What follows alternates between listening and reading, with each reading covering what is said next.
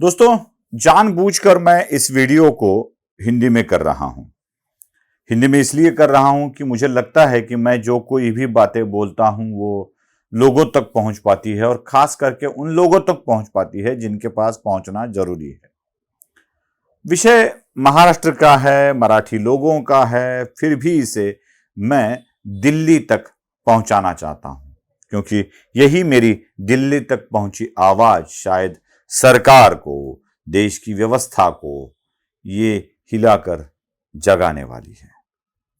विषय है क्या?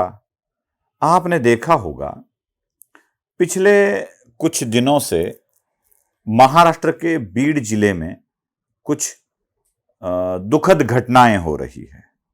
घटनाएं ऐसी है कि लोग अपनी जान दे रहे हैं। हमने अब तक ये साउथ में देखा था, कभी अपना प्यारा नेता मर जाए या हार जाए या और कुछ हो जाए तो लोग अपनी जान दे रहे हैं।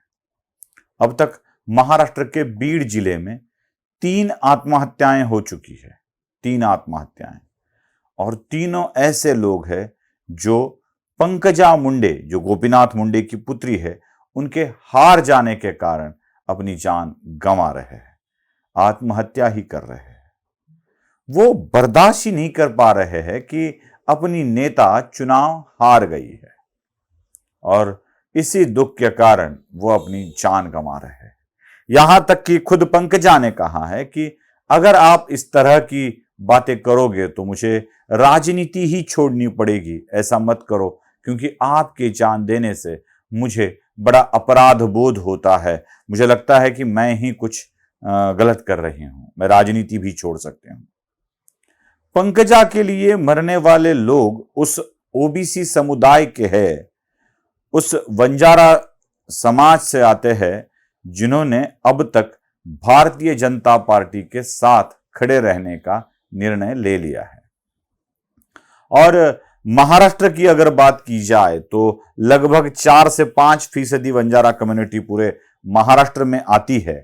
लेकिन एक बात बता दूं, ये 4 से 5% अगर वंजारा कम्युनिटी है तो वह महाराष्ट्र के 12 से 15 विधानसभा क्षेत्र में ही है, मतलब पूरे महाराष्ट्र में नहीं है।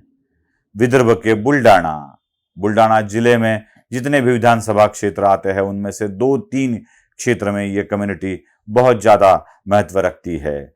महाराष्ट्र का बीड 6 विधानसभा क्षेत्र में इसका प्रभाव है। परभणी के 2 विधानसभा क्षेत्र में उसका प्रभाव है। अहमदनगर है, अभी अहिल्यानगर बना है, उसके 2-3 विधानसभा क्षेत्र में इसका प्रभाव है। अगर इन 12 विधानसभा क्षेत्र की बात की जाए तो 20 से 25% तक वंजारा कम्युनिटी के वोट इस एरिया में आते हैं और वो अब तक भारतीय जनता पार्टी के पीछे ही खड़ा है। हालांकि भारतीय जनता पार्टी ने यहां के बिना ताकत वाले नेता को वंजारा कम्युनिटी के खड़ा करने का और उन्हें नेता के रूप में एस्टैब्लिश करने का प्रयत्न भी किया। लातूर वाले रमेश कराड़ को वंजारी कम्युनिटी का नेता बताया गया, लेकिन रमेश कराड़ तो वंजारी कम्युनिटी क्या, वो लातूर जिले का नेता नहीं बन पाए। लातूर जिला छोड़ दीजिए, उनकी जो लातूर रूरल वाली कॉन्स्टिट्यूंसी है वहां से भी वो कभी चुनकर नहीं आ पाए, परास्त हो गए। ऐसी ही बात की गई लातूर वाले ही जो छत्रपति संभाजीनगर में रहते हैं भागवत कराड़ के साथ, उनको तो सांसद बनाया गया, केंद्र में मंत्री बनाया गया, लेकिन वो कुछ भी ना कर पाए। वो एक भी विधानसभा सीट ना जीत पाए, ना लोकसभा क्षेत्र में पार्टी को अच्छी जीत कहीं पर दिला पाए। वंजारा कम्युनिटी के नेता होना असंभव है। अगर इस कम्युनिटी को ढाढ़स देना है और ऐसी विपरीत स्थिति में पार्टी के साथ बने रखना है तो पंकजा मुंडे को कहीं ना कहीं सत्ता की दौड़ में शामिल करना पड़ेगा या पार्टी के किसी नेता को सामने आकर पंकजा मुंडे जरूर सत्ता में रहेगी यह बोलना पड़ेगा। याद रहे जो मुझे इस वीडियो के कमेंट में नीचे बोलने वाले हैं कि पंकजा को वो तो गिर गई, विधानसभा में हार गई, लोकसभा में हार गई, तो क्यों उसकी तरफदारी कर रहे हो कुलकर्णी? तो बता दूं कि पंकजा मुंडे को लोकसभा में मिले वोट 6.5 लाख है। महाराष्ट्र के नहीं, देश के ऐसे 5 बड़े नेता जिनको टोटल वोट मिले हैं, उनमें पंकजा मुंडे तीसरे नंबर पर आती है। तीसरे नंबर पर, मतलब पंकजा मुंडे को मिलने वाले वोट यह सबसे बड़ी संख्या वाले वोट है। इनको भूला नहीं जा सकता। सच बोलूं तो प्रधानमंत्री नरेंद्र मोदी से भी इस बार ज्यादा वोट पंकजा मुंडे ने लिए हैं, और पिछली बार उनकी बहन प्रीतम मुंडे प्रधानमंत्री नरेंद्र मोदी जितनी ही बढ़त लेकर जीत गई थी। तो एक ओबीसी नेता की हैसियत से ओबीसी वर्ग में अपनी छवि रखने के लिए पंकजा मुंडे को स्थापित करना राजनीति में आवश्यक बन गया है। चाहे वो राज्य की हो या केंद्र की हो, कहीं ना कहीं पंकजा मुंडे को अकोमोडेट करना पड़ेगा। अक्सर लोग मुझे बोलते हैं कि विनोद तावड़े, बोल दीजिए पंकजा मुंडे को कि विनोद तावड़े का वो आदर्श ले, जिस तरह से विनोद तावड़े चुप बैठे हैं उस तरह से वो काम करे। विनोद तावड़े वाली बात अलग है। विनोद तावड़े बोरीवली के सुरक्षित क्षेत्र से चुनाव जीतते थे। पंकजा मुंडे उनकी तरह सुरक्षित क्षेत्र से चुनाव जीतती नहीं थी। मतलब उन्हें हर जीत के लिए एक संघर्ष करना पड़ता था। वैसे विनोद तावड़े के साथ नहीं होता था। तो विनोद तावड़े की छीनी गई सीट वह भारतीय जनता पार्टी की एक सुरक्षित सीट थी, जहां से विनोद तावड़े की जगह दूसरे किसी नेता को चुना गया। कोथरूड वाली सीट भी वैसी ही है।